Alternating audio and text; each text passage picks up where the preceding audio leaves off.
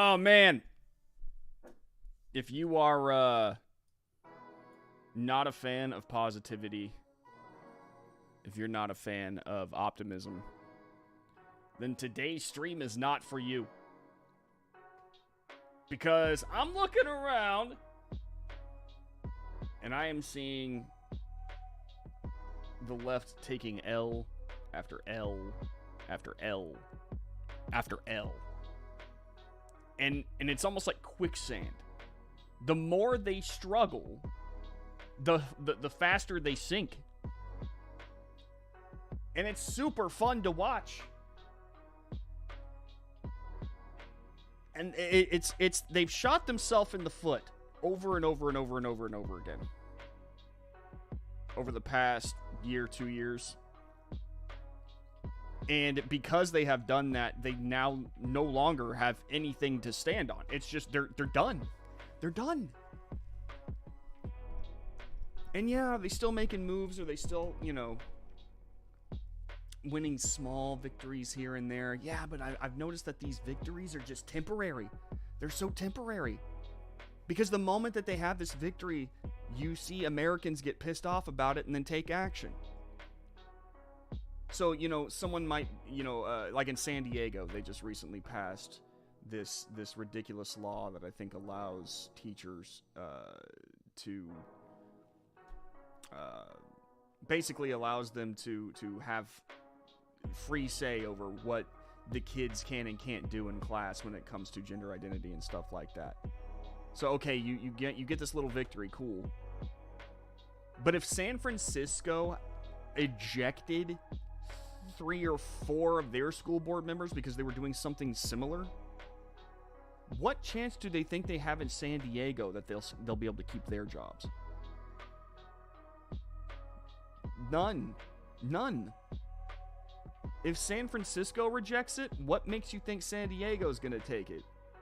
I swear these people, they don't learn. This is not their country. This is our country. These are not their children. These are our children. And if your whole entire shtick is saying, my will be done, then do not be surprised when parents bring the wrath of God upon you and put the fear of God in you. It's fun to watch. It really is. And as it continues to happen, you see more and more and more and more people join in the rejection. And not just like you and me, us normal people, us here in the peasantry. No, I'm talking about corporations are now starting to go, nope, not engaging, not getting involved. Sorry. Oh, hi, Gizmo. Yeah, Gizmo is, she's been clingy today. She will not let me put her down. Every time I do, immediately, she just jumps right, like, back up onto the chair. So, I guess Gizmo is going to be hanging out with me all stream long. Because I can't get her to go away.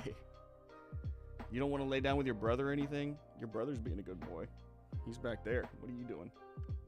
What's your problem today, huh? Alright, you can hang out with Eddie. Just make sure that you don't, get too in the way. Okay? Here, grab a comfy seat. There you go. Y'all just want to have a Gizmo stream? We can just have a Gizmo stream. It's fine. I'll just put Gizmo on a pillow. I'll go and watch TV or something. Or play some Elden Ring. I don't know. You guys can just watch Gizmo for a while. Pandering to become the mascot of both streams. Anywhere I go, Gizmo goes. Now, and it's not through any... I don't know how I did it. And I think I've told this story before, but I'll just go ahead and tell it to anybody who's new here. Chihuahuas tend to cling to one person. And my wife wanted Gizmo. She went through all the work to get Gizmo, paid the money, the fees, all this stuff. And for some reason, I do not know why, I don't know how or when it happened, but Gizmo decided that I was her person. Which my wife is not happy about. And I don't blame her. So the dog just follows me around everywhere, wants me to pick her up. You know, wants to hang out with me. No matter what. It doesn't matter where I go, she's right there on my heels. My poor wife. A Gizmo stream, LOL, morning all. What's up, Amtrue? How you doing, man? Let's see the leftist L's. Yeah, I'm definitely excited about that. We're definitely going to be talking about that today. Because it needs to be talked about.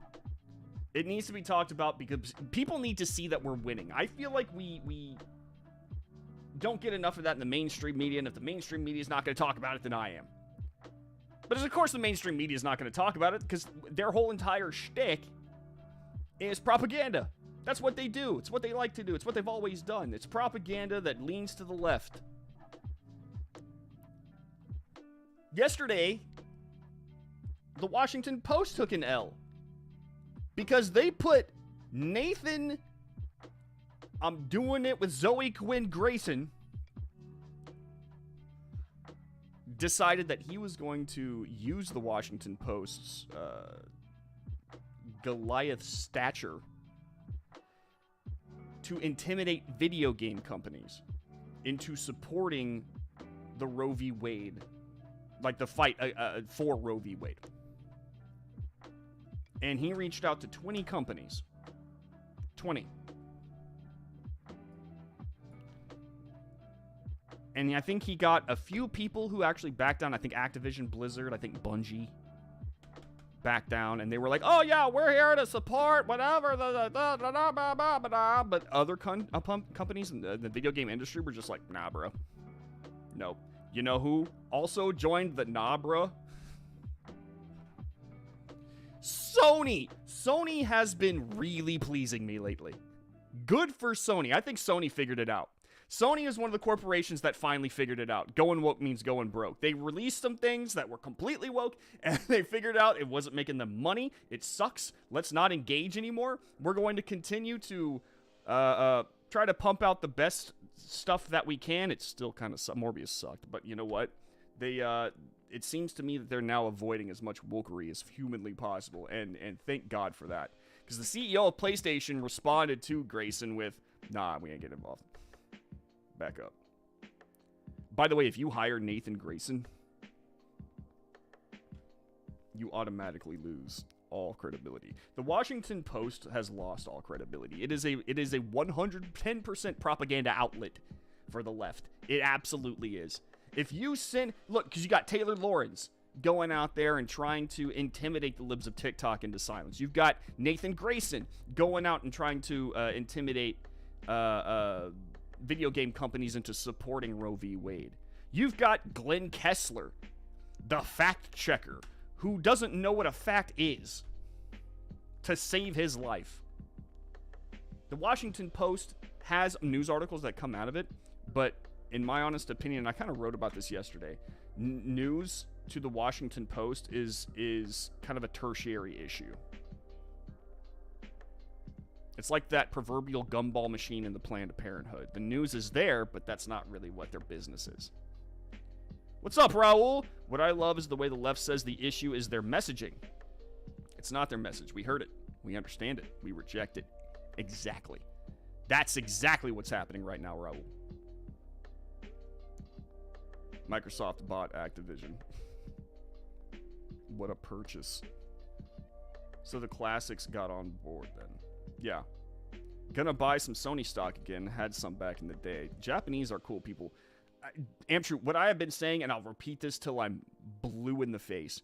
Right now, buying American, not the best idea. There are a few companies out there that you definitely want to invest in here in America, but if you really want good stuff, and I'm talking about good entertainment, good stories, if you really want to support a company that is, putting forth the best product that they possibly can, go to Japan. Japan is what's doing it right now. American artists just aren't. It's so soaked in wokeness. with the exception of a few companies. A handful. Japanese companies right now are what's really making the good stuff. By Japanese. Netflix sent out a strongly worded memo to the woke company. We're gonna talk about that too. I'm gonna show you guys some stuff that's gonna make you happy. Today's gonna be a happy Friday, and then I figure by the end of it, we'll do some cringy TikToks. We'll jump back into some TikToks. Actually, wait a minute. Why on earth would any video game company support abortion in any capacity? Their technical target demo is children. It's counterproductive when you really think about what they're trying to force them to do. That is absolutely correct. Sure, let's support something that enables people to prevent the existence of our demographic. Noob, you underestimate the ability for stupid people to be stupid. I won't buy EFTs because they invest in companies I don't like. But hey, no ESG. Dude, the ESG, I'm so glad people are talking about the ESG now. For those of you who don't know what the ESG is, it's basically like it's a list of companies. It's a list that judges companies by how woke they are. And the more woke companies are advised to be invested in. But ESG is like one of the worst things that's ever happened to any company. Because once you get woke, you go broke. We were supposed to have been taken over by the Japanese in the 90s. What happened with that? What's funny is our culture overpowered Japan for a while, and then like once America started exporting wokeness and people were like, this is absolutely insane, the Japanese were not biting it. They didn't want it. They continued to reject it. And so they started pumping out their own stuff. Anime caught on. Anime and manga caught on big time. And right now, manga is outselling American comics by Goliath proportions. Like, Marvel and DC are in the toilet. Whereas Demon Slayer and Attack on Titan and Berserk and all this stuff are like flying through the roof. They are Elon Musking rocket to Mars, okay? That's what they're doing. It's what happens when you don't use wokeness. Don't inject wokeness. Don't inject politics into your escapism. It'll work out just fine for you in the long run. ESG started to backfire, something to do with fiduciary duties. Yeah. Let's start off with this. CEO of PlayStation makes a corporate non-statement about abortion and his cats. And people lose their mind. This is from Brad. By the way, everything we're about to talk about right now is on redstate.com. Go there right now and you can follow along with me on the articles that I'm about to read. Also, if you haven't yet, please sign up for the VIP. You can use promo code Morse, M-O-R-S-E, for a discount upon signing up for our VIP program. Really helps us out, helps us break away from the people who would like to silence us. Amazon, AP. You would be surprised at how much power they have to really hurt us. So every VIP subscription helps. It really does. Let's dive in. Oh, and like the stream if you haven't already. Give that stream a like. It really helps me out. When the head of PlayStation calls for respect, Chris Bickford, thank you so much for the sub. Really appreciate it. When the head of PlayStation calls for respect, the emotional meltdown begins. It is accepted that the abortion issue is one that evokes deep emotional responses from people. The problem is that while these reactions are expected, they also cloud reasoning and pragmatic analysis. That is very true. Whenever you invest more in emotion on logic, you get stupidity. That's just the standard formula. This is made all too clear when looking at a corporate letter from a CEO who addressed the matter within his business. People both inside and outside the company are having fierce reactions. Raul! Thank you so much for the sub, dude. I really appreciate it, bro. Really appreciate it. This is made all too clear when looking at a corporate letter from a CEO who addressed the matter within his business. People both inside and outside the company are having fierce reactions to his non-position on the subject and calling for calm and understanding over at Bloomberg News. Jason Schreier provides an update on the growing issue of gaming companies being compelled to join in the national debate on abortion. Jeff Charles covered how the Washington Post was attempting to leverage video game industry into taking up the fight to preserve Roe v. Wade. This is the Washington Post and Nathan Grayson basically acting like a mafia. Like a mafia enforcer going in there and be like, hey, it's a nice company you got here. It would be real shame if someone came in here and messed it up. But if you give me some money and a little bit of loyalty, maybe nothing bad will happen to you. That's my best mafia accent. But what it is it's effectively extortion. You know, they try to go in and say, if you really want to avoid the woke mob coming in and giving you bad press, bad PR, and threatening your building, possibly harming people, burning property, you will come forward and say that you support the causes that I tell you to support.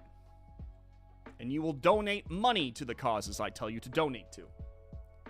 You do that and nobody gets hurt. That's effectively what Nathan Grayson and the Washington Post tried to do. And while you did have some corporations go, yes, sir, 3 bags full, Sony said, kick rocks. Schreier reports some people inside Sony Corporation are seething over an internal email that was sent by PlayStation CEO Jim Ryan regarding the corporate position on the issue of abortion. In short, Ryan took no position at all. In that email, it was said PlayStation President Jim Ryan didn't take a stance on abortion rights. Instead, Ryan took a rather sober approach to the matter as he noted that there are differing opinions on this topic and that it would be proper to understand that people have a right to an opinion. We owe it to each other. This is Ryan's statement. We owe it to each other and to PlayStation's millions of users to respect differences of opinion among everyone in our internal and external communities. Wow, what a concept. People are allowed to disagree and a company should take no stance on it. What a freaking concept. It's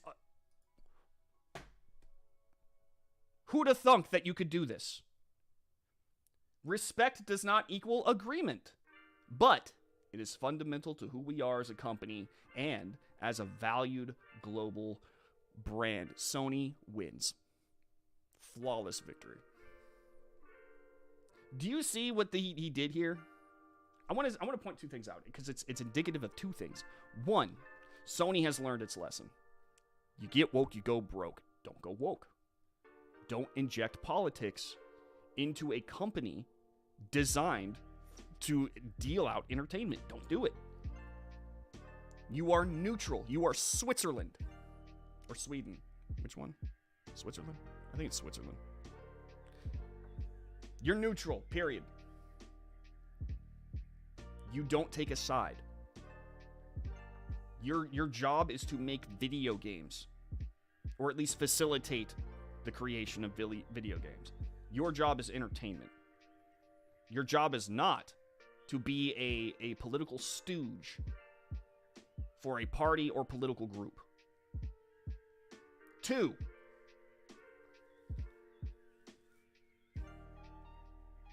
it seems to me, especially judging by what I'm about to talk about with Netflix, that the bite that the social justice woke community had is now understood to be not so much of a bite as just a really loud bark. People don't seem to be afraid anymore. Moreover, they have learned that these people are a detriment to their business. They don't really add anything of value. In fact, they decrease your value the moment. It's like the opposite of the Midas touch. The moment they touch what you make, it crumbles. It turns to ash. You lose a ton of money. Disney is experiencing this right now. Netflix is experiencing this right now, which is I think it's very interesting that they're righting the ship. at this juncture. Because they saw what pays and they understand what doesn't.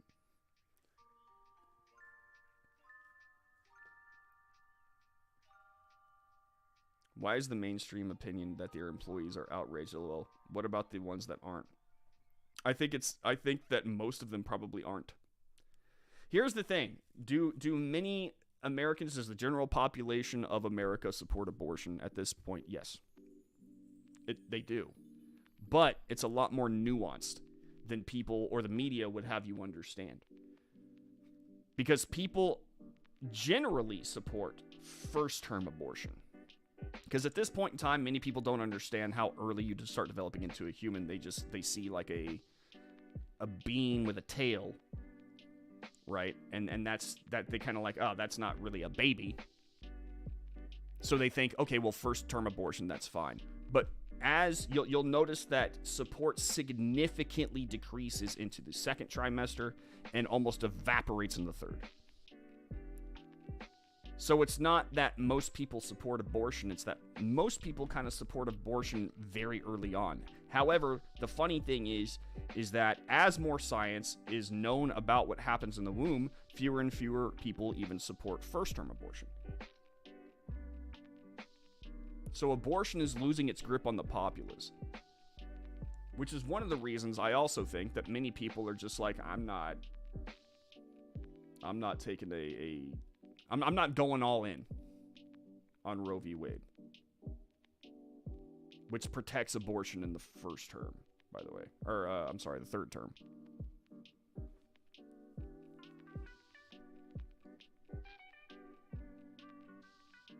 Having the memo is one thing. Did they actually interview any of the employees? I'm going to guess that they went to Twitter.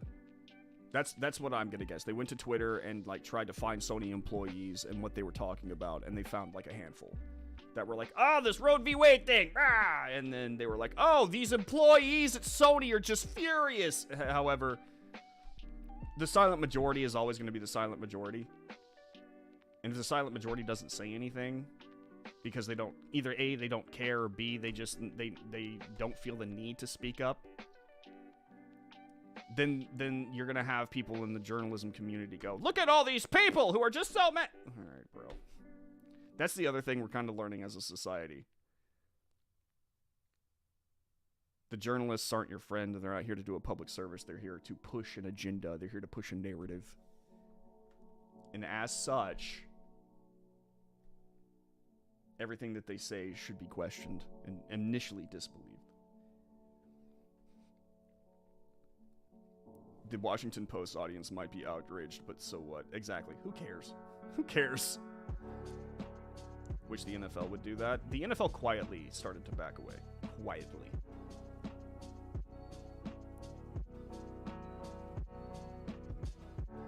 More of a loud, continuous yapping sound, I'd reckon. Again, more bark than bite.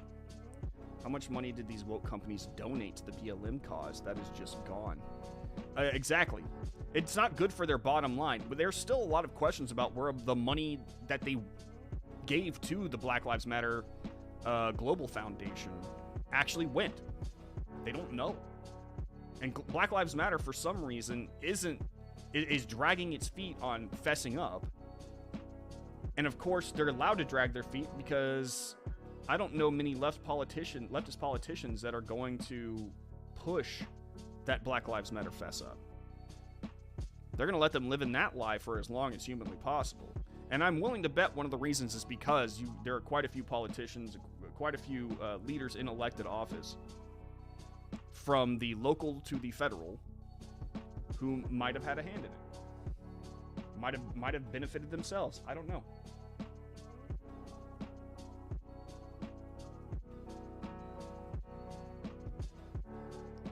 What's up, Badger? How you doing, man?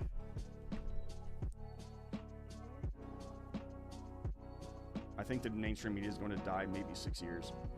Ultimately, they won't go quietly. I think that you're going to see... I don't know if they'll die, per se. Will it eventually fade out? Probably. I don't know if it's going to die anytime soon, but I do think that you're probably going to see a revolution within it. And I think we're witnessing the beginnings of it right here. The fact alone, people don't understand. This little statement right here from a CEO of a major corporation is a big deal. Because it's indicative of a turn away from the left. Indicative. And I'm not just saying like toward the right. That's not what I mean. What I mean is the grasp that the mainstream leftist press used to have on people is it's leaving. It's loosening. Because people found out that they're not as strong as they pretended to be. Netflix also. Netflix once again, they're like, oh, do you not like the fact that we have diverse content? Okay. Bye. Let's dive into this one. This one's from Banshee. Rule of law is gone. Need to change. Two-tiered justice is not a good thing for society. The leftist fantasy is running into reality. Exactly. That's a good way to put it. Yeah, this one's from Banshee. When you go woke, you go broke, you run the risk of going broke, and apparently Netflix is pulling the ripcord before the streaming giant good and fully face plants. So for those of you who don't know, Netflix is in deep trouble. Their stock is tanking. They have had a bunch of subscribers just abandon ship when they expected more to sign on. It's not looking good for Netflix. Netflix has made some very, very, very bad decisions in their recent past. But we'll get into that. Following a financial report that saw the stock price plummet 37% in late April. That is painful for a major corporation. 37%. Ouch. Netflix is now moving to adjust its culture and re-engage its frustrated audience. A new culture memo dealing with artistic expression has been sent out, and it's clearly a shot at the woke staffers who have been sandbagging the company. This is an expert from the Daily Wire. This is from the memo that was passed around the office from Netflix Brass. If you'd find it hard to support our content breadth, Netflix may not be the best place for you, the memo states, later adding that employees may be required to work on projects that they perceive to be harmful, and that if they have a hard time accepting their work assignment, they might want to consider working somewhere else. Entertaining the world is an amazing opportunity and also a challenge.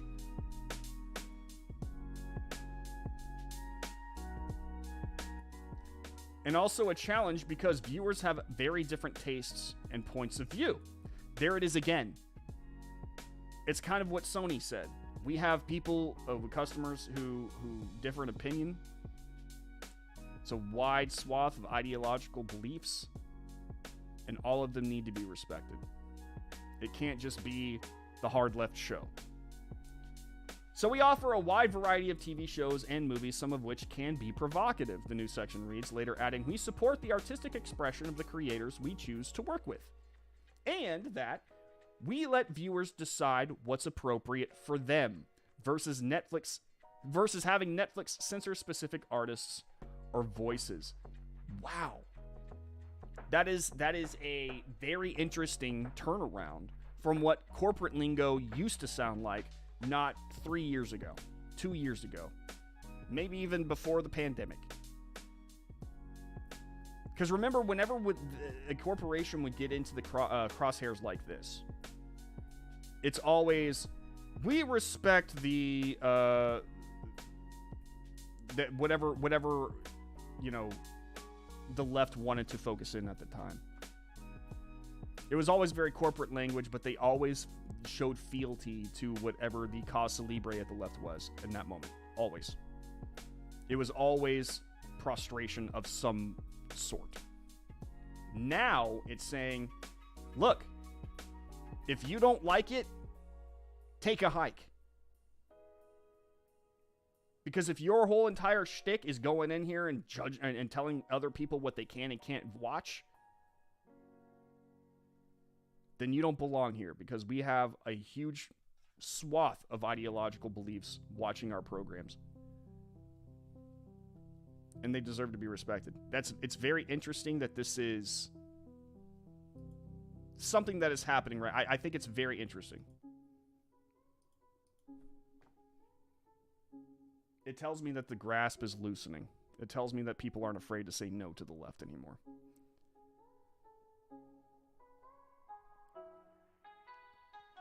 Not sure what MSM dying means. They will always be trusted sources of news, and they will probably always be left-leaning. Twitter, Netflix, and now PlayStation. Yep, like I said, they're losing. I think that MSM dying, it is definitely dying, Chris. I think that that's true. Because I think that you have, with the internet, brought forth the citizen journalist, and more people are listening to citizen journalists or podcast hosts, thought leaders and stuff like that on the internet about any given subject. For instance, I will believe anything said to me by Tim Pool way before I believe anything said to me by CNN. Right? Anything that comes out of Good Morning America, I immediately question. I would much rather see what Jeremy from The Quartering says first. You know, there has been a shift. So is the mainstream media dying? I would say they're dying, but I don't think they're dead per se. I think that they have the ability at some point in time. They're a massive beast. I think they could turn it around, but I think it's going to have to start with a rejection of who they are currently. There's going to have to be a shift in the way that they do news. There's going to have to be a shift in the way that they perceive the world. It's not going to be easy, and it's going to be very painful. It's going to get worse for them before it gets better. But do I think that there could be a revolution on the horizon? Yeah. I could see that happening. Because at the end of the day, business is business, and the media, the mainstream media, is a business. And if people who run businesses want to have a successful business, then it's first going to have to start with the rejection of the idea that one ideology is better than the other, and it needs to be enforced. I quit after Cuties. Nope. Cuties, Amtrue, I think, honestly, is what began this turn-off of Netflix. But here's the thing. It didn't happen immediately. I think it was... Cuties was the rock that... I would say the boulder that began the avalanche. Because once Cuties happened, you saw a slew of people cancel their Netflix subscription. The bad part about that is that literally 2 weeks later, the amount of people that had canceled Netflix was remade up. Like, it took almost no time. But as that happened, they continued to release woke crap that nobody wanted to watch. You had them post shows that were just so unnecessarily woke. Like, did y'all see the new Vikings movie or whatever with, like, Leif Erikson in it? That was woke. And it's like, you go in there to watch a show about Vikings and you're getting, like, modern politics injected in your face. And after a while, you're just like, I turned it off, like, midway through. I was like, I don't even want to finish it. I'm done. The only thing right now that I'm watching on Netflix is Peaky Blinders, and it's a great show, by the way. But you know, they had Cowboy Bebop, the live action remake, which sucked so bad they canceled it after 3 weeks of it being on the air. People were pissed off at Netflix. They were like, you know, you took a classic and you ruined it. Why did you do that? Netflix continued to push. They continued to push the goodwill of people who were trying to give them a chance until they had no goodwill left. And now you're seeing people drop off and just being like, Netflix is offering me nothing of value. But just like mainstream media, do I think that Netflix is done? Not yet. They're a pretty big company. Given, 37% of their stock price is pretty bad. But what if they started releasing stuff that didn't suck? Well, it would naturally draw subscribers back. if you actually release something. Imagine what would happen if let's take a really popular brand. Let's say that Netflix learns its lesson and they create a show, like a live action.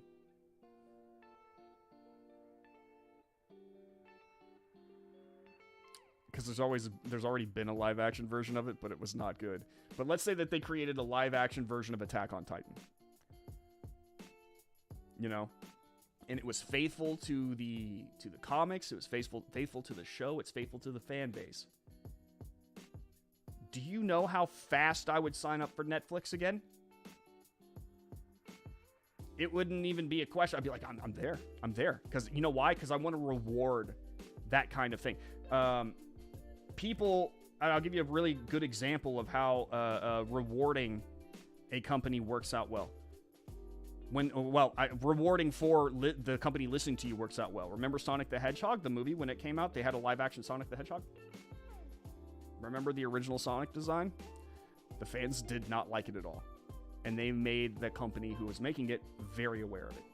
And so the company, instead of saying, oh, the fans are wrong, no, they said, all right, hang on, let us go back and fix it. So they went back in, they fixed Sonic, and then they had gangbusters in the theater. Because people were listened to and they felt, oh, wow, okay, I want to go and watch this. And now they push out decent Sonic flicks. True to characters, okay? And it's true to the games, true to the fan base. And they got rewarded for it. Companies have a lot to learn from that. But I bet Jeff Bezos can keep publishing the WAPO regardless, and it seems to have too large an impact to let die, even if more people do watch Fox. Yeah, I mean, a guy with a lot of money can just keep pushing in perpetuity the nonsense, but at the end of the day, like, who if no one's reading it at that point, then he's just throwing money at a wall and it's not sticking, and who cares? I think the WAPO has so decreased in reliability and legitimacy that many people have just turned off. And I was reading not long ago that after 2021, or I shouldn't say after 2021, after the election, WAPO, and it's just like CNN, like its readership dropped dramatically. With Biden destroying the economy, reality is fun, ain't it? They have to watch the bottom line. Biden has literally destroyed the oil industry. Sadly. Again, this is another example of the left shooting themselves in the foot. Again and again and again. The way that's presented will fundamentally change. Probably, yeah.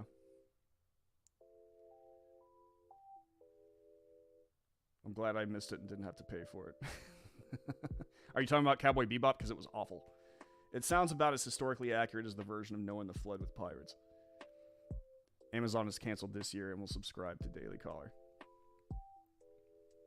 Lord of the Rings is woke. I'm not going to watch that. I thought that I would give it a shot. Seriously, I was going to watch the first episode just to see. Actually, you know what? For job reasons, I still might do it. Specifically for the job and not for the enjoyment. But I was like, there's no possible way that I'm probably going to invest in this show. I won't be able to. I will get so mad. I refuse to watch the Halo show that Paramount Plus put out. Because it's absolutely woke and no one's watching it.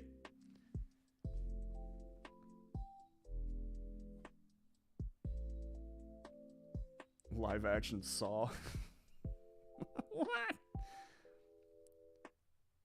The reality show, emphasis on real. God, that would... Oh my god.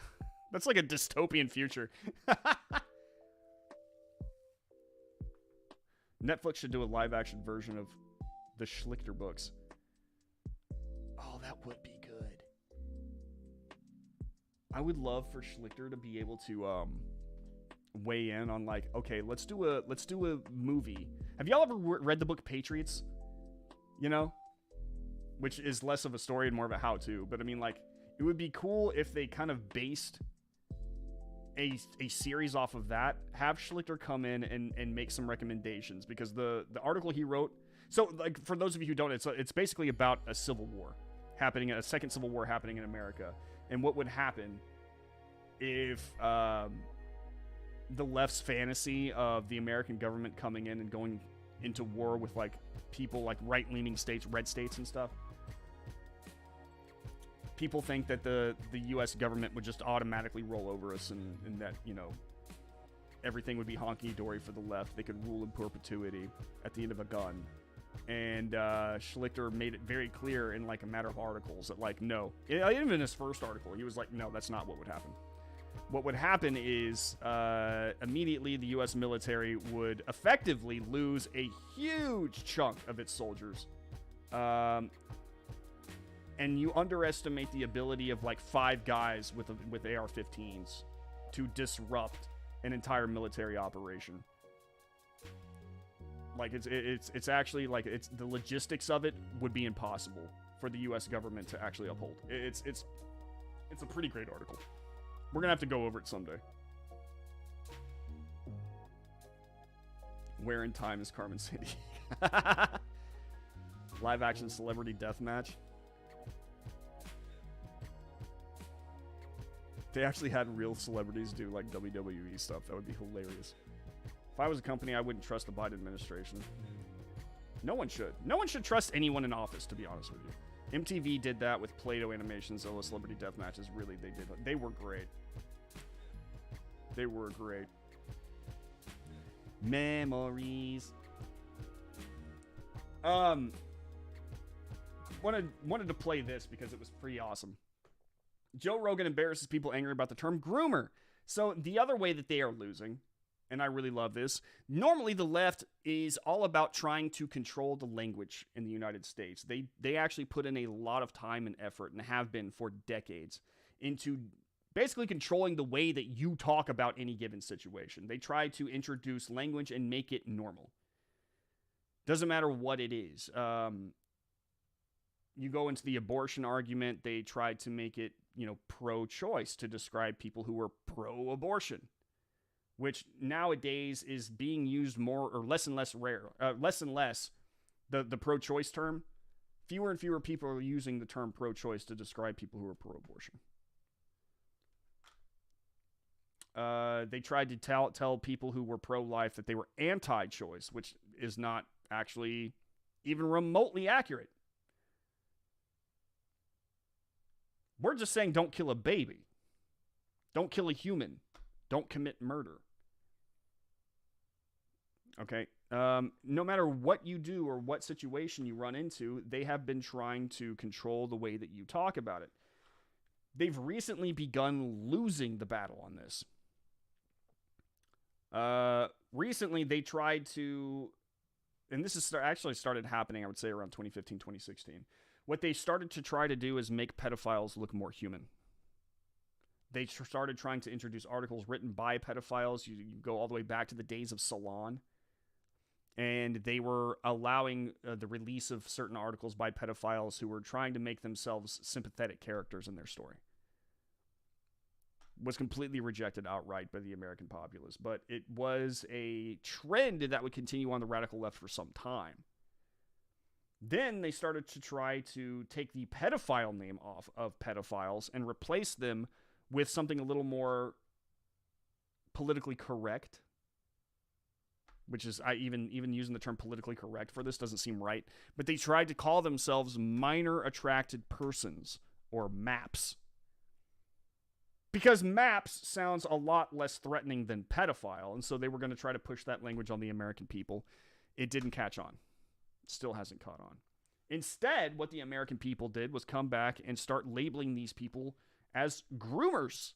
Because groomers is what they are. They are grooming these kids in order to serve them personally for some stupid fetish that they have, or for a political purpose. Either way, you are manipulating children's small, malleable minds to serve you in some way.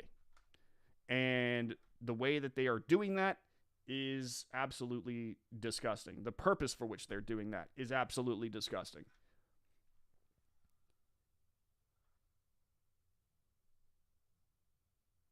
That would be a good start. Killing is bad. Yeah, maps didn't work at all. Not even close. No, they tried. Yeah, it was dead on arrival. It wasn't even a contest.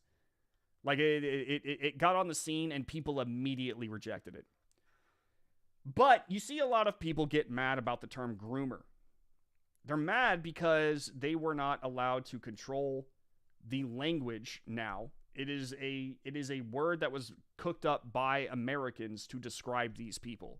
They rejected maps and instead said, you can have the term groomer because that's what you are. They didn't like that. Joe Rogan recently pointed out just how ridiculous these people are. And I kind of want to play this clip because I think it's really great. How do you feel about education? I think it's critical. It's very important. Yeah. How do you feel about indoctrination by people that are educators? I don't like that at all. There's just two very different things. Right. And if you want to tell me that they're the same thing, I say fuck you. Right. Because they're not. Because there's a lot of fucking crazy people that wind up being teachers. Someone said to me that, or read this. And I think it's very interesting. It's something good to point out. Not every single teacher is a groomer. There are a lot of really great teachers out there who really do care about the kids. I know a couple, myself personally. They're great people. I would trust them to teach my kids any day of the week. I have run into teachers myself throughout my time as a public school student all the way into college. And you could really tell the difference between people who actually cared about the job and people who were just there to collect a paycheck or push something on the kids. You could really tell the difference. I had one science teacher who loved to get on her soapbox and preach about these left-leaning ideals that she had no matter what. I mean, like, she would stop a lesson right in the middle of everything and literally say, I'm about to get on my soapbox. And I would start challenging her. This is back in college. I would start challenging her, and I'd be like, any given subject, okay, well, X, Y, and Z, and fact here, fact there, what about this, and what about that? After a while, she stopped doing it less and less, which was pretty funny. But I also had a history teacher who, really taught history. And he was so... You would get into his class, and he would start his lesson, and the bell would ring 5 minutes later because you just sat through one of the most amazing lessons you have ever sat through in your entire life. It was vivid. It was funny. It was Schoolhouse Rock without the Schoolhouse Rock. It was just amazing. And I learned more from this guy about our history, our own history, the history of America, than I have from anybody. Even a lot of mainstream media outlets who create historical documentation. It's pretty amazing. I had a second grade teacher who taught me math when no one else could because she really did care. And I had a fifth grade teacher who I think she was just on a power trip. She just liked being in power. She's one of the first teachers to shove vitamin R down my throat in order to get me to be the student she wanted me to be. You can tell the difference. So there are a lot of great teachers out there. There are a lot of bad teachers out there. And while every single teacher is not a groomer, a lot of groomers are teachers. They're not there to teach kids reading, writing, and arithmetic. They actually don't really care about the kids at the end of the day. If they did, they wouldn't do this. What they care about is scratching their own itches and using kids to do it. Not all, that term groomer, a lot of people don't like that term online. They're very upset. Yeah. But they're real. Right. There are groomers. You don't like it? Do you not like it because you don't want children to be groomed? Or do you not like it because it's a pejorative that's used against the left, which is, I think, more likely? Yeah. But here's what's more important. Absolutely true. I think a lot of the reason that people do not like the term groomer isn't because it's an accurate description. It's because automatically they just reject it because it is technically a right-wing creation. The people on the right are the ones who started calling people groomers. And whether they agree with the groomers or not, they just don't like it. But it is true. The description is apt. You might as well go with it. Not have people groom your fucking kids. That's what's Amen. more important than you getting uncomfortable with this Preach, word Joe. because it's used by people on the right. Like I saw someone as an argument, someone who I think is an intelligent person, say that there should be a block against using the word groomer. Unbelievable. No, there should be no groomers. Amen. Don't be so mad about the language. Be mad about the fact that people are trying to manipulate kids. It's that easy. Exact same reason they swapped out liberal for progressive. I hate both of those. And you'll notice in my writing, I don't use the term liberal. I don't use the term liberal at all. I refuse to, because it is wrong. It's not a good descriptor. These people are the least liberal people out there.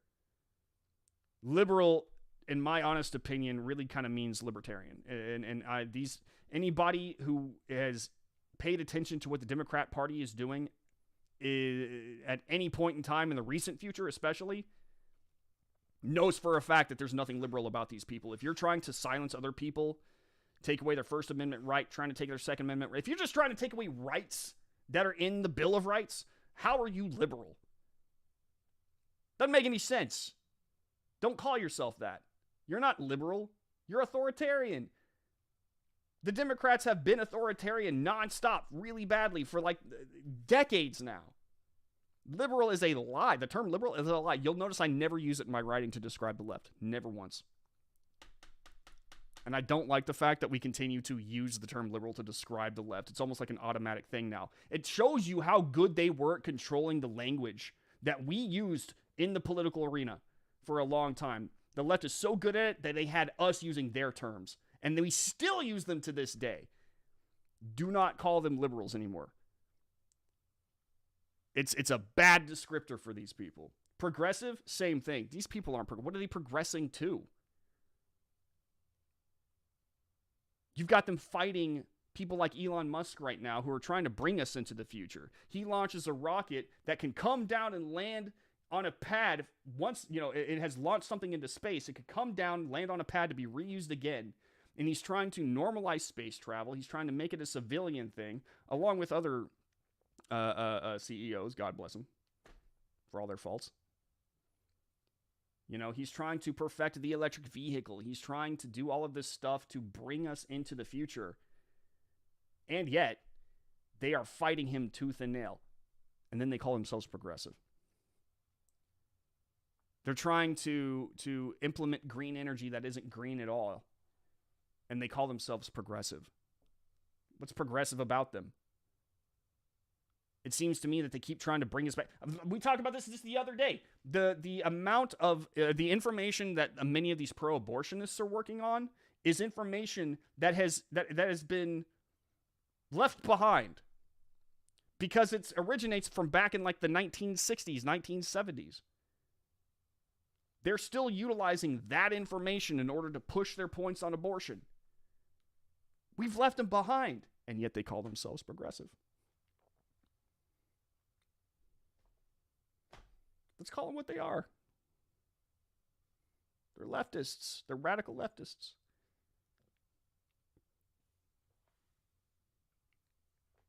A good teacher can make a terrible subject amazing. A terrible teacher can make... Yep, exactly. This is why Disney has a groomer problem. The kids. You have a short lifespan if you are a groomer and end up in prison. Yeah, no, and that's what I've heard too. If you're a pedophile and you go to prison, chances are you're not going to be in prison long because you'll be in the morgue. As far as Disney goes, I have a hope when it comes to Disney. I think that they have been taken over by the radicals, and they are going to crash the company into the dirt.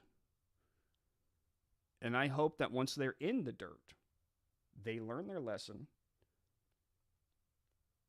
and they rise much better. They rise as a company that actually does what it's supposed to. And I hope that for all companies, to be honest with you. I hope Netflix turns it around. Because, folks, the goal was never to eliminate all opposition. The goal was to bring the opposition back to the center. Because if we bring the conversation back to the center, America will progress. It will be healthier. And it would be nice to have these major corporations, which aren't just going to go away. They're just not going to disappear. Right? So we can't hope for complete obliteration.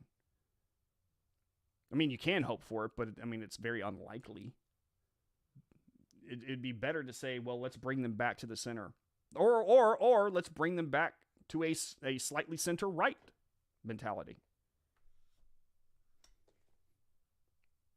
Because imagine a company that is that big coming back and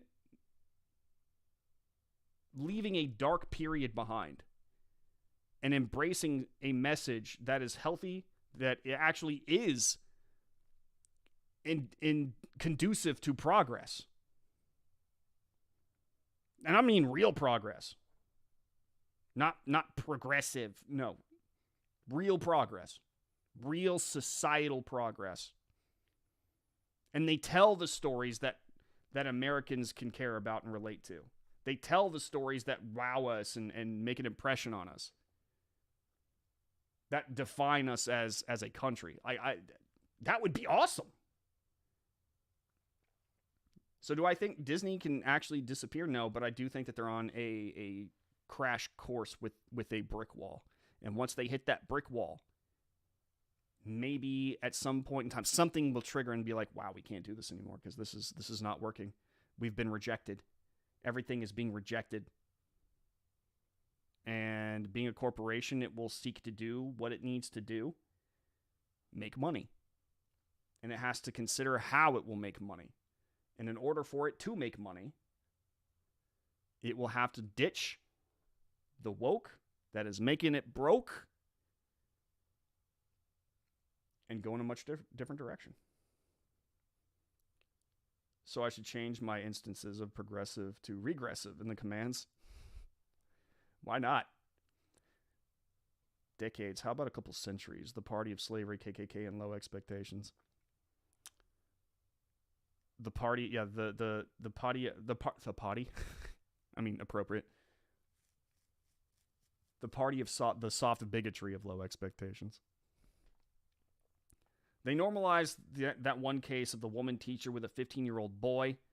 The woman went to jail and then got out, and they got married and had a kid. Weird is gonna be weird, bro. Dude, I just called them insane. That works because it's actually befitting, especially of the radical left now.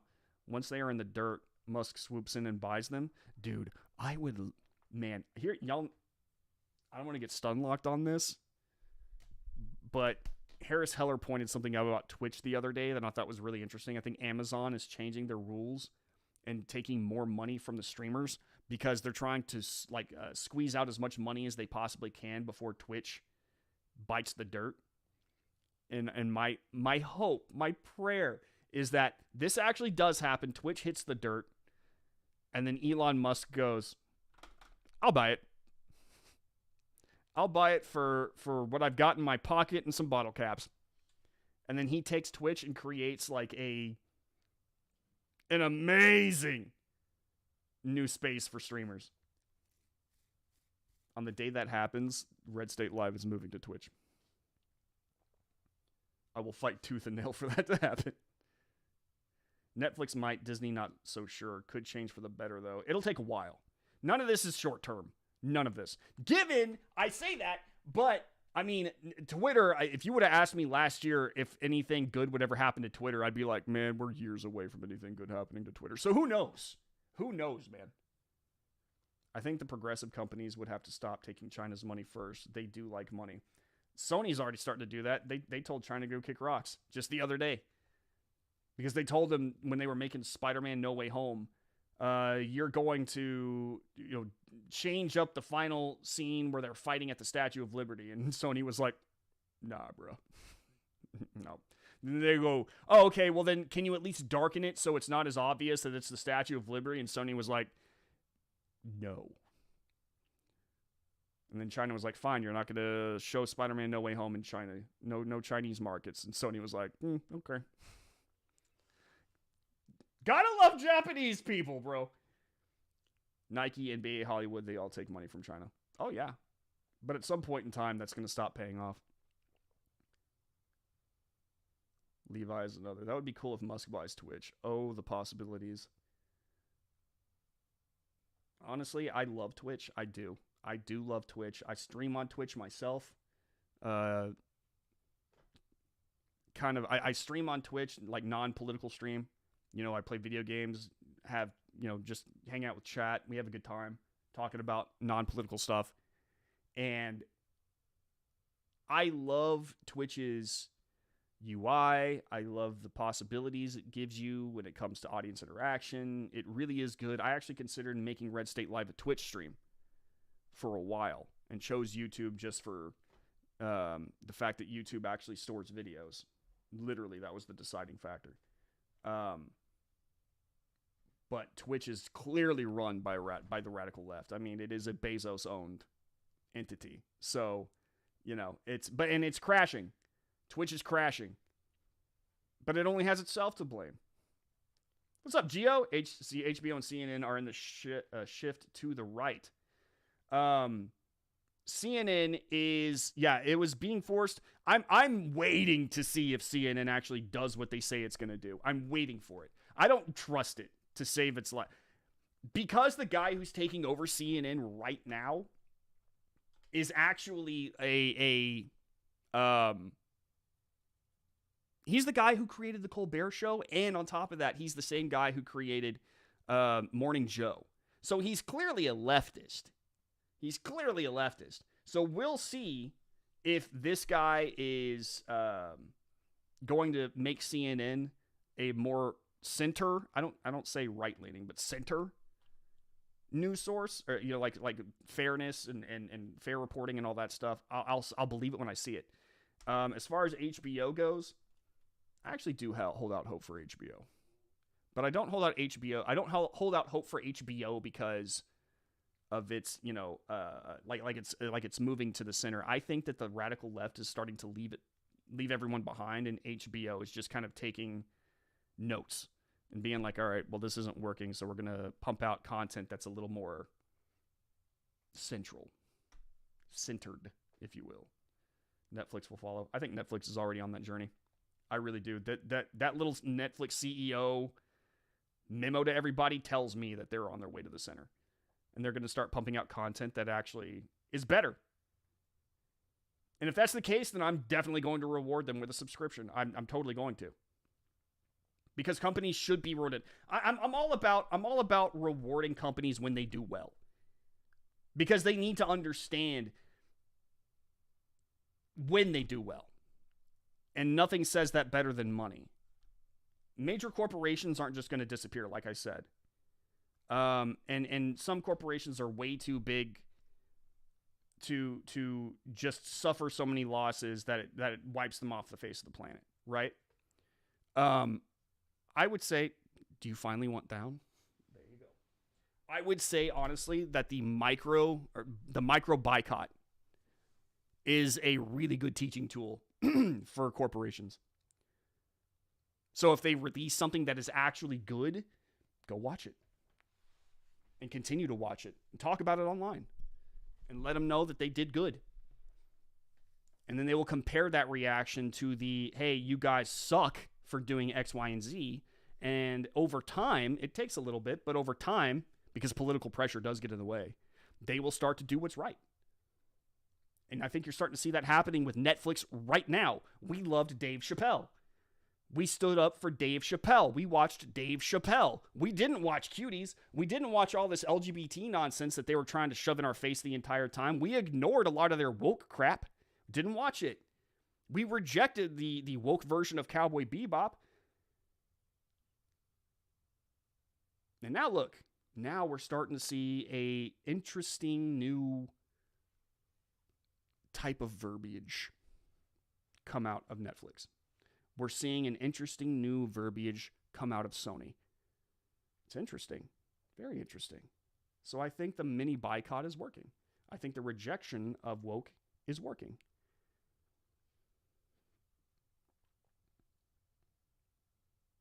Money makes the difference. Losing it, yeah. Absolutely. Money talks. Money still talks. The market still works. Just the facts would work for CNN. They could start there. I'll believe it when I see it, Amtrue. I'll believe it when I see it. Hassan has a hell of a following on Twitch. I think Hassan has a hell of a following on Twitch because he has been promoted relentlessly by Twitch staff, by fellow streamers that are big. It's a left-leaning place. It really is. And you'll notice that they tend to punish right-wing streamers on Twitch. They punish right-wing streamers on YouTube. I get hit quite a bit. But do I think that again, you know what happened with Twitter? The moment that Elon Musk was like, they agreed to sell Twitter to Elon Musk, a lot of holes were released on people. A lot. My follower count has been shooting up nonstop. My reach and engagement has been skyrocketing through the roof. So it makes you wonder what is happening with all these other companies who are clearly controlled by leftist people.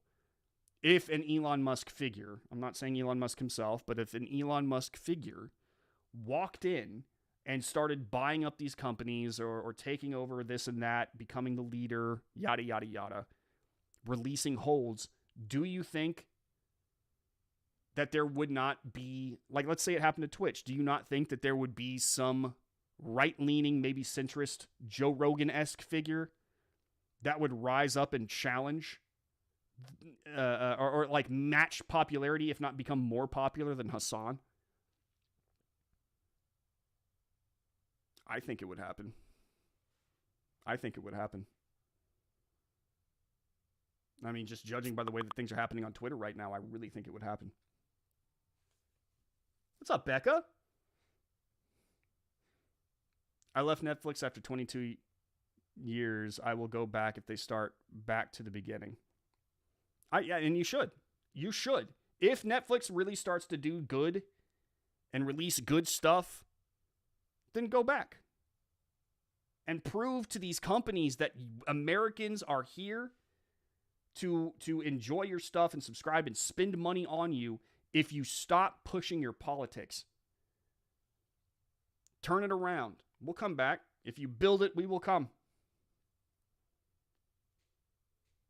You just missed Gizmo. Yeah. Well, she's actually right. She's at the door now. I think she heard her brother messing around, and now she's curious as what he's doing. I watch Cops, Deadliest Catch, Oak Island, Yellowstone. Yellowstone is so good.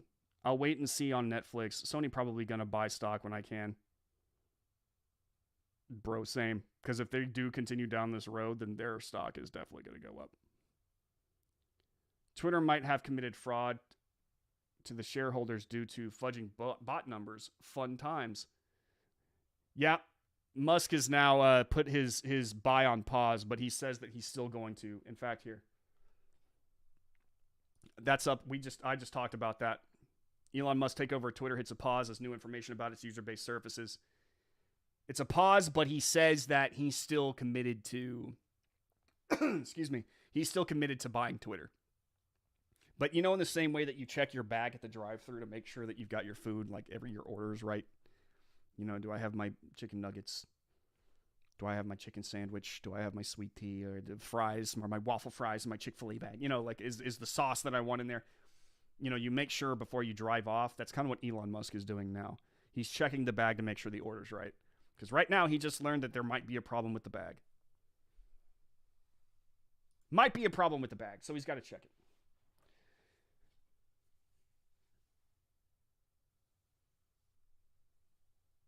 If I know Brandon, you've probably just written his segue.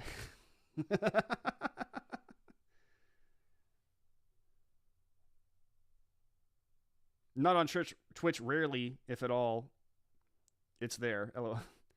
Hey, I'm on Twitch. I have a Twitch stream. I stream every Tuesday, Thursday, and Sunday. 8 p.m. on Tuesdays and Thursdays, and 1 p.m. all Central, by the way, on Sunday.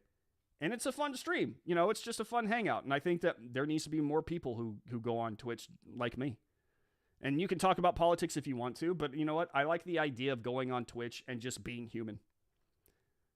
I think that we need more of that, to be honest with you. Twitch is interactive. Twitch is way more interactive, which is why I actually love Twitch. I enjoy my Twitch stream, specifically because I love the audience interactivity. I think Elon has bigger plans for Twitter that nobody ever knows about. Dude, I'm here for it. I'm freaking here for it, man. Y'all want to watch some weird TikToks? Because I do. Let's go ahead and dive into these so we can make some commentary about them. Now they're caught with some funky numbers. Yep.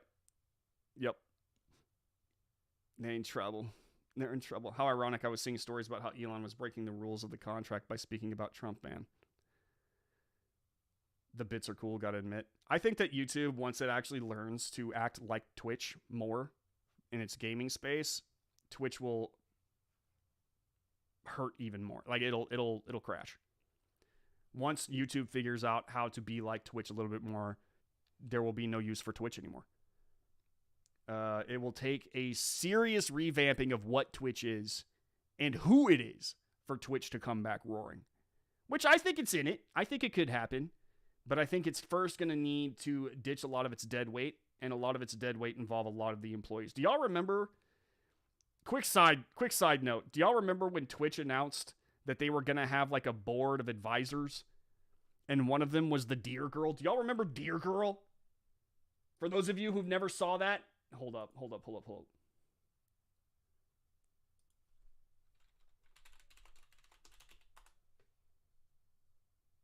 Yeah, this lady, did y'all remember this at all? Or even hear about it?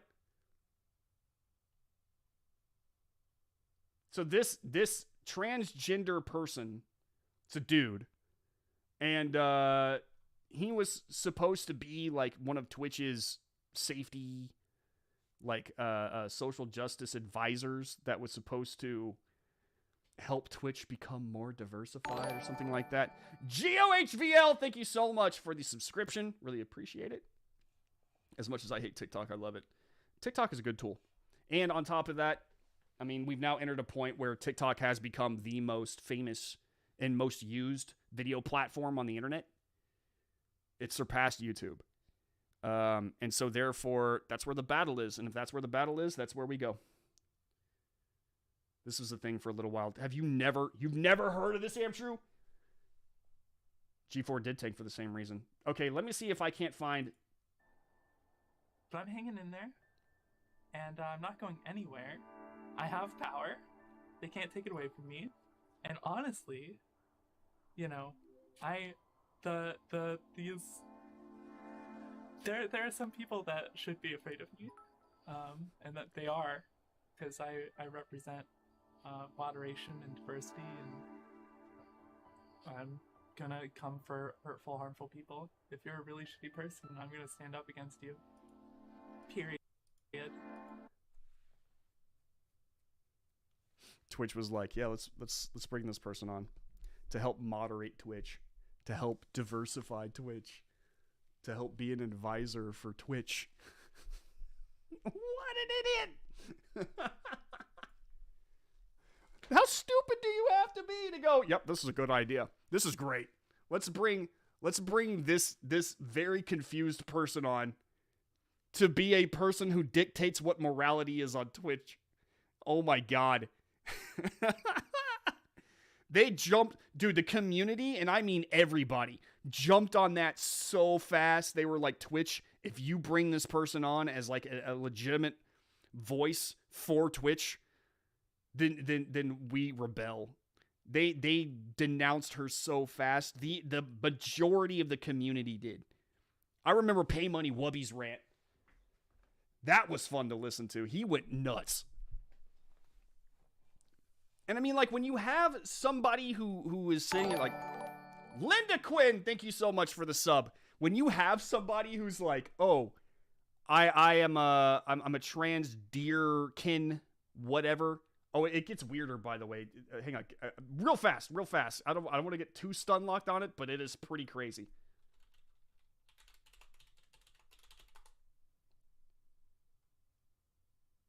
They started going back to try to find like more clips of her. Hi. All right, hang on. This is Ms. Kiffs. Yeah, hang on. This is what he found. Time, dude. I just opened up. Were you talking about this? Okay, let me see this. Ready? and come back to here, maybe. Nice and soft. Down to the back of the head. Maybe down. This is so weird, it's pissing my dog off.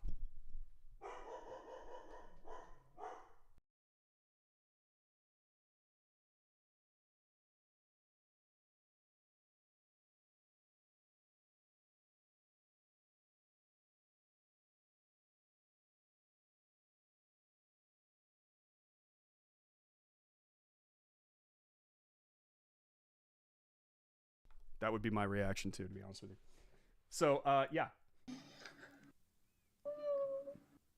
Twitch moderator, What's Twitch nice advisor. about forest creatures is that though? They'll sort of give you feedback on your screeches. Diversity. And they're pretty sensitive to screeches. Oh my god. How do you go? Yep, this person. We need to get this person on as a serious representative for Twitch. Oh, the left is freaking weird, bro. Remy, you were very mad. What were you mad about? Were you mad about the deer lady? Comic book villain vibes. Whenever you have someone like that going, people should be afraid of me. Immediately, people are not going to be afraid of you. They're just going to want to take you down. And they did. That person is insane. I mean, how do you verbalize or describe that? I don't know. But that's the thing that people are starting to reject. Like, they see this and it's libs of TikTok material. And without the filter of the mainstream media coming in and like massaging these messages and like and making them seem a little bit more palatable for the general public, the internet has gone and made these people, or given these people the ability to just come out and say what they think and what they want without that filter. And this is what happens. People need to be scared of me. They need to be afraid of me. No. Sorry. Reject. Bum.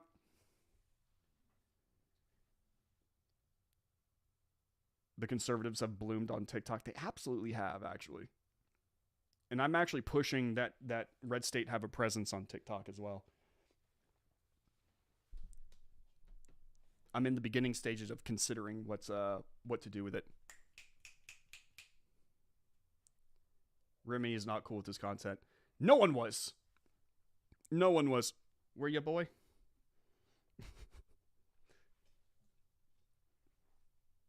What are you watching? Embarrassment is what you were watching. This ain't normal, no way. So, I mean, like, if you...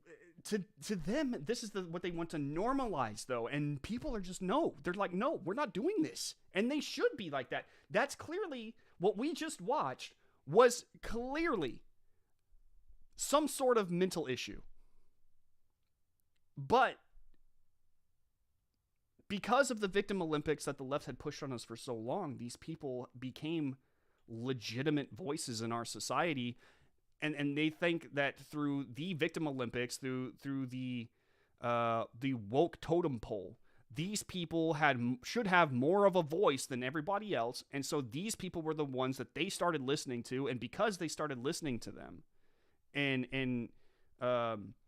you know, going to them for advice and going to them to find out what was and wasn't moral, stuff got really skewed. Really skewed. And they ended up there with Twitch Deer Girl. And I mean, it's continuing even now. Libs of TikToks pointing out these teachers who are continuously trying to introduce this sexuality to students and call it education. And the left has become, especially the Democratic Party, has become so radicalized that they can't tell these people, like, no. They've backed themselves into a corner in terms, like, ideologically. Barely hear me? Is that better? They need a soft padded cell. A jacket might help. Back in the day, we would have been like, all right, these people need help. We need help. They wouldn't be considered as leaders. What's up, Whitney? How you doing? I don't have an answer for that kind of behavior. No one does. All right, let's go through some TikToks real fast. I use common sense. This is a queer surgeon performs gender-affirming mastectomies on adolescent females. So I'm here to clarify and speak some truths about what's happening with gender-affirming care in adolescents.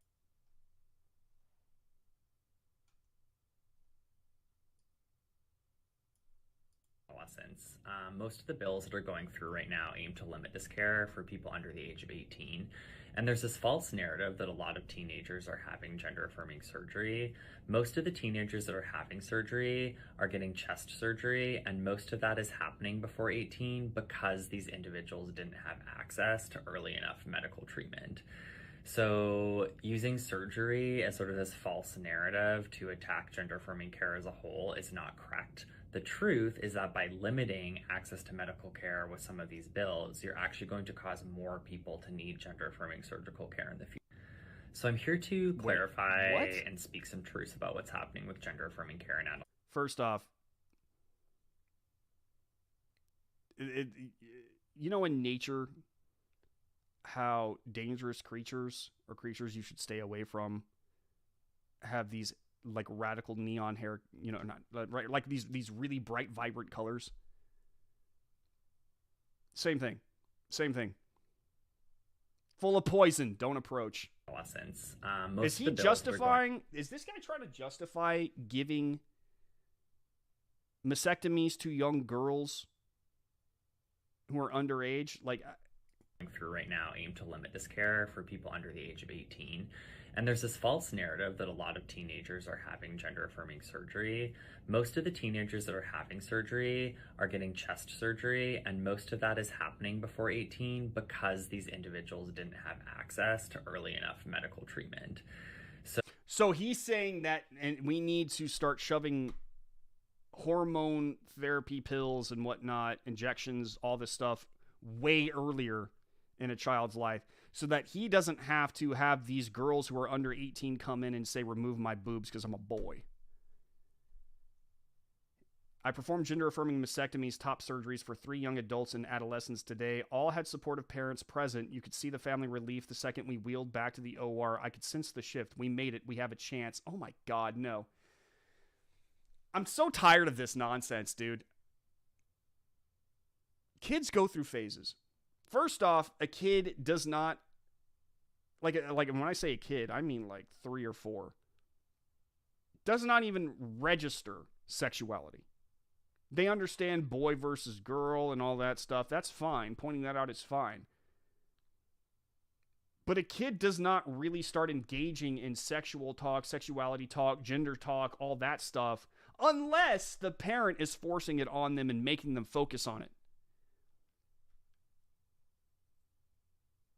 So this guy is suggesting that we force it on them at a very young age. Then on top of that, teenagers, he's saying below the age of 18, we don't allow kids to get tattoos until after the age of 18, by the way. But, you know, we'll go in and help them make these life-altering surgeries that could damage them forever. I'd almost rather get my kid a tattoo. No, never mind. I would much rather get my kid a tattoo than have them go through some sort of gender-affirming nonsense. A tattoo can be removed. And yet, this guy is sitting there saying, well, you know, these kids who go through phases, I mean, they're 16, 17, 15. They're coming in there and being like, Pascal, how do you say that? Pascal Rossi.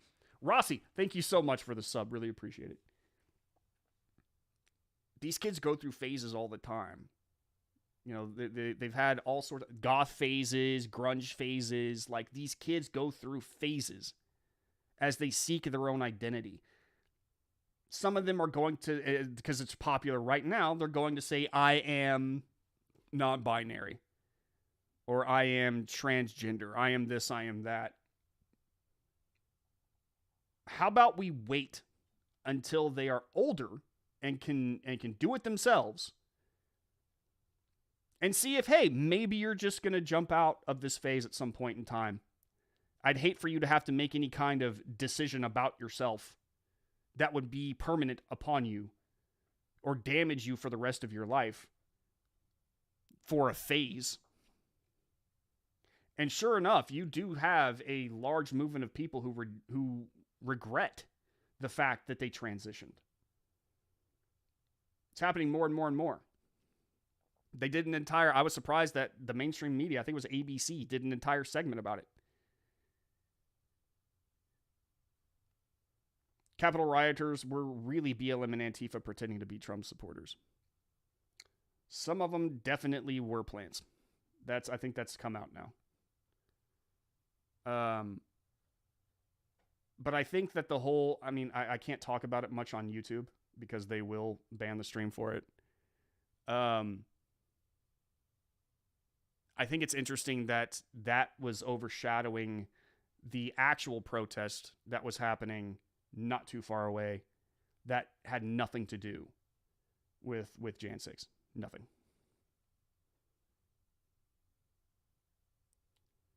Jedi affirming surgery. I want to be a Jedi. Okay, let's try something, everyone that's here. Did you need to when you arrived, or do you have to turn your volume up clearly to hear Brandon? And moreover, do you turn down the volume after the stream? That's a good question. Definitely want to get that right. I was a Jedi and a monkey at one point in my life. I was under 8 years old. I had a good imagination. I was a Tyrannosaurus Rex at one point in time. True story. Yep, I was a kid. I was a T-Rex. After that, I was an astronaut.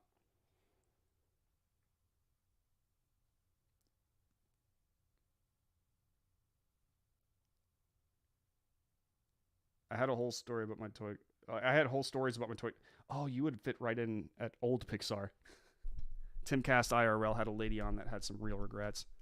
Yeah, there was this is a true story.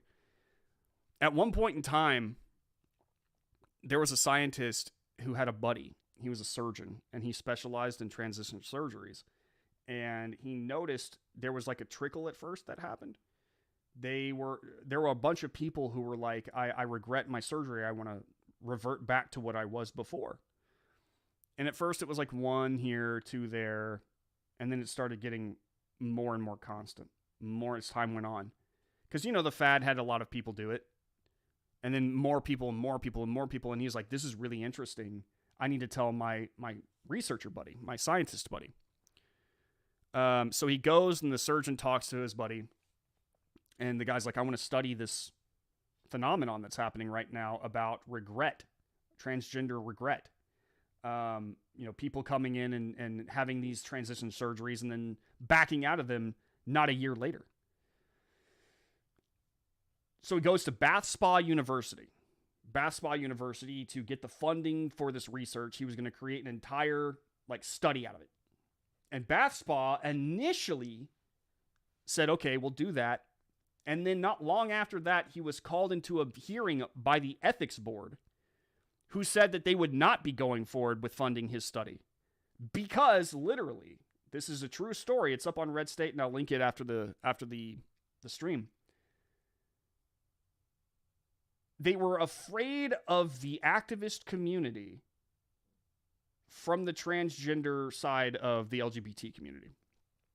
They were afraid that if they did, that not only would they lose a lot of funding from bad press or maybe even the government, but they were afraid of what would happen if the transgender community showed up to the college and started causing trouble. So they said, we're not going to allow you to do this anymore.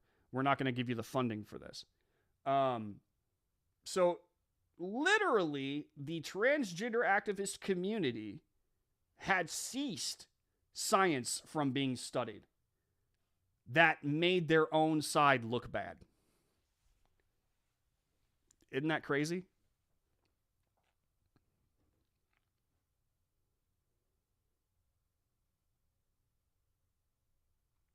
Where's the governing board of the AMA?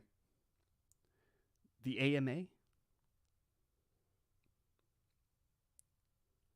You had to turn it up, Whitney? Yeah, I'm not sure exactly what the deal is. I've noticed that whenever I actually export my videos, they are quiet and I have to bump them up. I need a sound technician to come in. I apologize for the audio issues, Whitney. They bypassed medically screening her and gave her treatment ASAP, actually illegal you would be surprised at how much that's happening. It's happening in Planned Parenthood, where I've heard stories about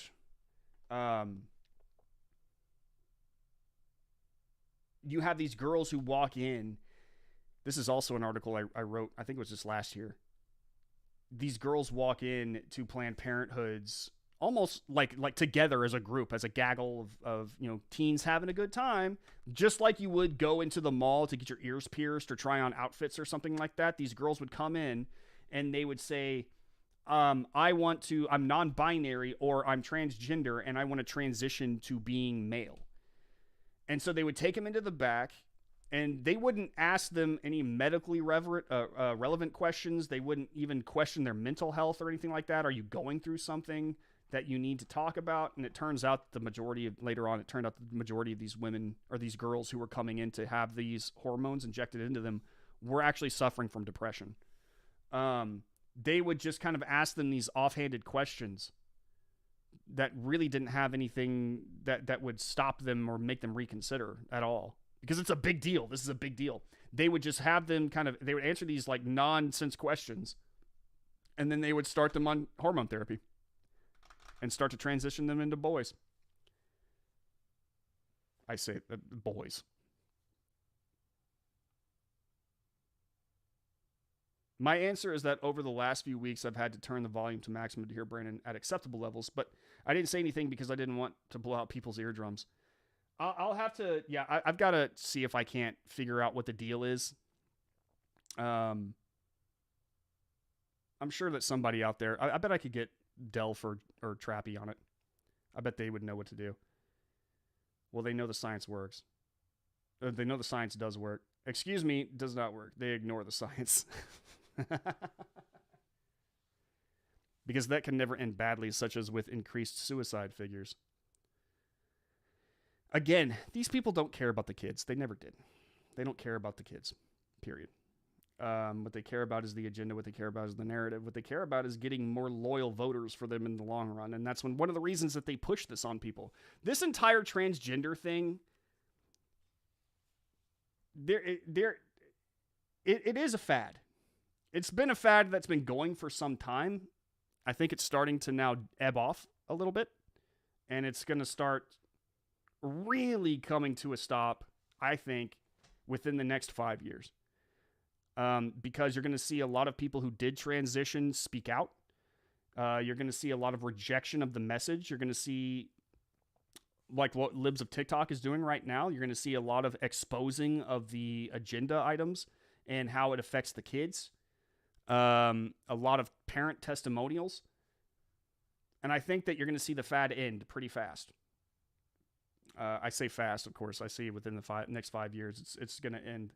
But who knows? It could be sooner, and I hope it's sooner, because this whole entire fad was really hurting people. How do you make a hormone don't pay? John, you've got competition.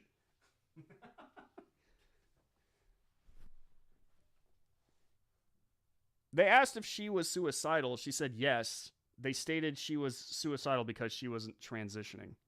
Unbelievable. Unbelievable. They should have immediately sent her to some sort of therapist instead of going, yep, it's because you're a girl and not a boy. That's just evil, dude. You think that these things would be carefully monitored by medical psychology before allowing these things to happen? Wonder Dog, what's up? Yeah, the issue, like I said, like I pointed out with the Bath Spa University story, many of these people are just afraid to say no. And they have been for a long time because, I mean, the transgender activist community was so powerful. And it had the backing of many other communities for intersectional reasons, including the Democrat Party. So it became very scary to say no to the transgender community for a while. Only now recently are you seeing people like Sony, like Netflix, and all these other people actually say, no, sorry, we're not caving anymore. All goes back to the Lumberjack song by Monty Python. Monty Python being the greatest comedy troupe of all time. Followed by Whitest Kids You Know. I got what now? You got competition. Whitney Smith is apparently challenging you for the Dirty Joke King. Guys, that'll be doing it for me today. Remember to subscribe to the YouTube channel and give this stream a like if you haven't already. It really helps me out. Go to redstate.com. Everything that I have talked about today is on redstate.com.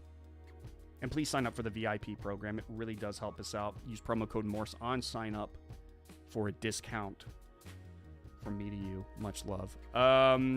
Also follow me at the Brandon Morse. And if you are looking for an outlet that is not political related for a hangout with me, go to twitch.tv/the Morse code. Follow me. I'm live every Tuesday, Thursday, and Sunday. This stream in particular is live every Monday, Wednesday, and Friday. So be sure to be here on those times of the day. Hang out with us. We'll talk about the issues of the day. And enjoy your weekend. I hope today's stream puts you in a good mood. I really do.